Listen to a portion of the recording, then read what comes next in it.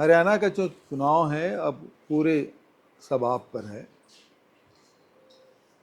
पूरे देश की निगाह भी लगी हुई है जम्मू कश्मीर और हरियाणा के चुनाव पर, लेकिन सबसे ज़्यादा लोगों का जो फोकस है वो हरियाणा पर है। और इस समय हरियाणा में चुनाव होने से पहले ही नैरेटिव सेट हो गया है, किसान, जवान और पहलवान। भारतीय जनता पार्टी ने सबसे पहले टारगेट किया किसानों को। 3 काले कानून लाए और उसके खिलाफ आंदोलन चला। हरियाणा पंजाब के किसान लगातार आंदोलनरत रहे और उन्हें एमएसपी की गारंटी ये कम से कम होना चाहिए, ये मांग थी। लेकिन उन्हें गारंटी तो नहीं मिली, लेकिन 750 किसान शहीद हो गए। भारतीय जनता पार्टी कभी इन किसानों को आतंकवादी कहते हैं, कभी पाकिस्तानी कहते हैं, कभी टुकड़े टुकड़े गैंग की बात करते हैं। अभी और कंगना रनौत जी ने तो आग में घी डालने का काम किया। किसानों का अपमान वो लगातार कर रही हैं और ये भारतीय जनता पार्टी समाज का थर्मामीटर नापने के लिए कभी किसी न किसी नेता को इस प्रकार से वक्तव्य दिलवाते हैं। उसमें कंगना रनौत जी अभी आगे हैं और उन्होंने बयान दिया, लेकिन उसका खंडन न जेपी नड्डा साहब ने किया, न आज रेवाड़ी में अमित शाह जी ने किया और न ही मोदी जी ने किया। मतलब उसके दिल में वो काले कानून 3 जो हैं किसानों के खिलाफ, उसको लागू करने की है मनसा, स्पष्ट हो गया। दूसरा, जो जवान हैं और हरियाणा के बहुत सारे जवान, हर 10वें घर में एक जवान है, वो सेना में आपको मिलेगा। नौकरी भी है, लेकिन उससे बड़ी बात है वो प्राइड की बात है। तो सेना में जो नौकरी करते हैं एक गर्व की बात होती है, लेकिन वो प्राइड भी भारतीय जनता पार्टी ने छीन ली, नौकरी भी तो छीन ही लिया। अभी अमित शाह जी कहते हैं कि पक्की नौकरी की गारंटी है कि जो अग्निवीर रहेंगे उसको हरियाणा में उसको नौकरी देंगे। भाई यदि पक्की नौकरी देनी ही है आपको तो 2 बार क्यों, एक ही बार में क्यों नहीं दे देते?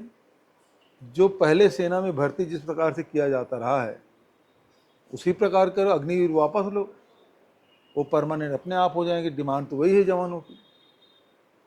नए कोई उद्योग लगा नहीं जिससे लोगों को रोजगार मिल सके। लोग यहाँ से पलायन करने के लिए बाध्य हैं, विदेश जा रहे हैं दूसरे रास्ते से। तो आज बेरोजगारी एक बड़ी समस्या और जवानों का अपमान करने, किसानों का अपमान करने में कोई कताही नहीं बरती। और हरियाणा एक ऐसा प्रदेश है जो पहलवानों के नाम से जाना जाता है। अनेक मेडल यहाँ के पहलवान देश के लिए लाए और उसको लगातार जिस प्रकार से अपमानित किया गया उसकी कोई सीमा नहीं है। तो इसीलिए ये सरकार जो हरियाणा किसान, जवान और पहलवान के नाम से जिनकी पहचान रही है, उसे अपमानित करने में कोई कसर भारतीय जनता पार्टी की, चाहे केंद्र सरकार हो चाहे राज्य सरकार हो, उन्होंने छोड़ा नहीं। और अभी जिस प्रकार से गरीबों के साथ जो मजाक किया खट्टर सरकार ने और सैनी सरकार ने, जो आपने सर्वे कराया उसमें इतने आय बता दिए कि जो गरीब लोग हैं उनकी हालत खराब हो गई, जो आईडी बनाया उन्होंने। अब खट्टर जी 9.5 साल मुख्यमंत्री रहे। कहते हैं कि प्रधानमंत्री मोदी जी के बड़े करीब थे और इस कारण से सारे सीनियर लोगों को एक तरफ करके खट्टर साहब को उन्होंने 10 साल पहले मुख्यमंत्री बनाया था। आज स्थिति है, खट्टर साहब न पोस्टर में है न मंच में उसके लिए कुर्सी है। दूध में पड़े हुए मक्खी की तरह निकाल के उसको फेंक दिया गया। ये खट्टर साहब की स्थिति है। सैनी साहब को लाए हैं, लेकिन सैनी साहब की समझ कितनी इस बात से समझ आ जाता है कि मुख्यमंत्री तो बन गए, लेकिन वो विधानसभा नहीं बचा पाए। विधानसभा में आपको कोई भी विधानसभा तब तक के जीवित रहेगा जब 6 महीने के भीतर में आपको विधानसभा सत्र बुलाएं। वो भी भूल गए और आखिर में ये विधानसभा भंग करनी पड़ी।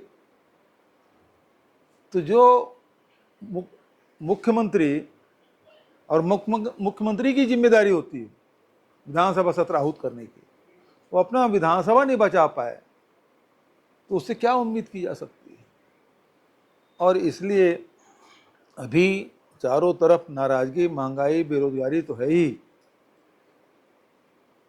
कांग्रेस पार्टी 7 गारंटी लेके आई है। पहली बात तो ये है कि आज महंगाई की मार से सब लोग जूझ रहे हैं, इसलिए महिलाओं को 2000 रुपया प्रतिमाह और 500 रुपये में गैस सिलेंडर, 300 यूनिट बिजली बिल फ्री, और साथ ही जो गरीब परिवार हैं उसके लिए 100 गज जमीन है, प्लॉट 100 गज के प्लाट और 3.5 लाख रुपये जो 2 कमरे का मकान, पक्के मकान बना के ये सरकार, हमारी कांग्रेस सरकार बनेगी तो देंगे। दूसरा एमएसपी की गारंटी है। उसके साथ ही साथ जो मान लो बेमौसम बारिश हो गई, ओले पड़ गए, पाले पड़ गए, किसी प्रकार की फसल को नुकसान हो गया तो तत्काल मुआवजा की व्यवस्था, नहीं तो होता ये कि मुआवजा मिलता ही नहीं किसानों को। जवानों के लिए 2 लाख जो सरकारी पद खाली पड़े हैं उसे भरने का काम ये हमारी सरकार, और बुढ़ापा पेंशन है, दिव्यांग पेंशन है, विधवा पेंशन है, उसको 6000 रुपया किया जाएगा। और साथ ही अब दिखाई दो भाई, अब तुम बोल ही रहे हो तो सर वो फिर नहीं मैं तो लगातार बोल ही रहा हूँ। 25 लाख मुफ्त इलाज, जैसे राजस्थान, जो राजस्थान में जिस प्रकार से 25 लाख तक के मुफ्त इलाज करने की बात गहलोत साहब ने की थी, हमारे हरियाणा में सरकार बनेगी तो यहाँ भी मुफ्त इलाज किया जाएगा। साथ ही जो जातिगत जनगणना, ये राहुल जी लोकसभा में उठाए थे और हरियाणा में सरकार बनेगी तो यहाँ कराएंगे। अभी अमित शाह जी यहाँ सभा करके गए हैं, और जो अमेरिका में राहुल जी ने जो भाषण दिया कि 50% के लिमिट जो कर रखा है उसको हम ख़त्म करेंगे। लिमिट ख़त्म करने के बाद को अब मोदी जी, गृह मंत्री जी ये इतना झूठ बोल रहे हैं कि उनको समझ ही नहीं आ रहा है क्या बोलें क्या नहीं बोलें, तथ्यहीन। उन्होंने कहा आरक्षण खत्म करने के बाद, और राहुल जी ने क्या कहा 50% के जो आरक्षण है, लिमिट है, उसको खत्म करने के बाद। अमित शाह जी को तो मैं कहना चाहता हूँ, चुनौती देता हूँ, अब छत्तीसगढ़ में जब हमारी सरकार थी, विधानसभा में SC, ST, OBC और EWS ये मिला के 76% हमने किया है। विधानसभा में पारित है, राजभवन में अटका हुआ है, उसको पास करा दे, लागू करा दे। डबल इंजन की सरकार तो है छत्तीसगढ़ में, तो वहाँ ये बरगलाने का काम। और दूसरा जो पहलवान है उसके लिए ये है पदक लाओ और पद पाओ। तो इस प्रकार से 7 गारंटी कांग्रेस पार्टी ने तय किया है, और यहाँ निश्चित रूप से वातावरण कांग्रेस के पक्ष में है। भारतीय जनता पार्टी को यहाँ से उखाड़ फेंकने का मन जनता ने बना लिया है। ये लड़ाई जनता खुद लड़ रही है, और मतदाता यदि खुद लड़ना शुरू करे तो कितना बड़े सुरमा आ जाए वो पार नहीं लगा पाता। जैसे चिरंजीवी भाई पिछले समय भी विधानसभा लड़े थे और इनके खिलाफ राजनाथ सिंह जी, मोदी जी, तमाम नड्डा जी, बड़े बड़े नेता इनके खिलाफ कैंपेन करके गए, लेकिन उस समय भी अच्छी सफलता उनको मिली है। और अभी तो केवल अमित शाह जी भर आए हैं, इस समय भी ज़बरदस्त जीत मिलेगी, ये मुझे विश्वास है। आप लोगों की तरफ से कोई सवाल हो? अमित शाह पहुंचे तो वो कहते हैं कि जो कांग्रेस की सरकार बनेगी दामाद दलाल और जो डीलर्स हैं उनकी सरकार होगी तो ऐसी लोग सरकार है। आप इसको किस तरह से आपके सीधे तौर पे वाड्रा जी बंगला था उनका। वही मोदी जी भी बोल के वही गए हैं। 10 साल से उनके केंद्र में भी सरकार है, 10 साल से हरियाणा में सरकार है। क्या कर रहे थे अभी तक के?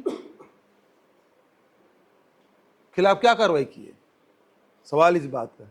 मतलब इतनी निकम्मी सरकार, जो आरोप 10 साल 15 साल पहले लगाए थे आप, 2014 पहले लगाया और आज 2024 निकल गया, जो आरोप लगाया उसको जांच नहीं कर पाया, तथ्य तक पहुंचे नहीं। अब इससे ज्यादा निकम्मापन और क्या हो सकता है?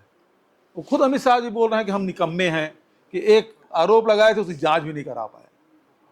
और वो फिर दमाद और दलाल, तो वो अब दलाली तो खुद कर रहे हैं, दो बंधुओं के, अडानी और अंबानी के। ये लोग उसी में लगे रहते हैं दिन रात, तो उनको दिन कहीं भी जाए उनको वही दिखाई देता है। सर, एक मायावती ने एक बयान दिया है कि इनेलो और बसपा की सरकार बनेगी हरियाणा में और आगे चौटाला मुख्यमंत्री होंगे और दलित समाज को पिछड़ा वर्ग से एक एक उप मुख्यमंत्री बनाया। देखो ऐसा है, बहन मायावती जी के राजनीति को सब समझ गए हैं। कांशीराम जी ने जो लौ जलाई थी और सभी जो दलित समाज है उसको जोड़ा, उन्होंने एक सम्मान दिलाने का काम किया। लेकिन महान मायावती ने वो लौ को ही उन्होंने बुझा दी। पूरा बसपा को उन्होंने भारतीय जनता पार्टी के कार्यालय में गिरवी रख दिया है। जो भारतीय जनता पार्टी करती है वही करती है, जो कैंडिडेट वहाँ से नाम सूची आता है वही उसको जारी करते हैं। तो वोट काटने का काम ये उत्तर प्रदेश में भी कर चुकी है और यहाँ भी वोट काटने के लिए ही ये सारे कैंडिडेट खड़ा किए हैं। तो इससे यहाँ हरियाणा के लोग बहुत चतुर हैं। सर, वो साथ में ये भी कह रहे हैं कि कांग्रेस और भाजपा दोनों ही आरक्षण विरोधी दल हैं। आरक्षण विरोधी दल है। ऐसा है कि मायावती ने आरक्षण नहीं दिया, ये नेहरू जी के जमाने से आरक्षण चला आ रहा है।